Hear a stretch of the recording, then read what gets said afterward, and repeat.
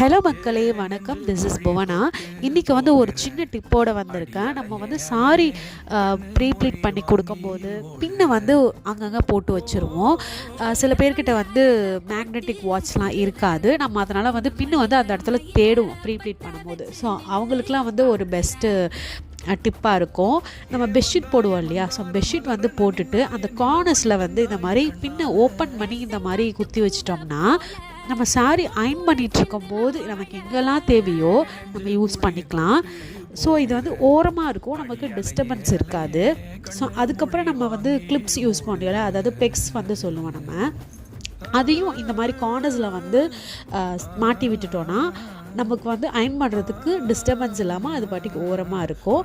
இந்த மாதிரி டிப் வீடியோஸ்லாம் உங்களுக்கு பிடிக்கும்னா லைக் போட்டுருங்க, கமெண்டில் தம்ஸ் அப் கொடுத்துருங்க. அண்ட் யூஸ்ஃபுல்லாக இருக்கிறவங்களுக்கு மறக்காமல் ஷேர் பண்ணிவிடுங்க.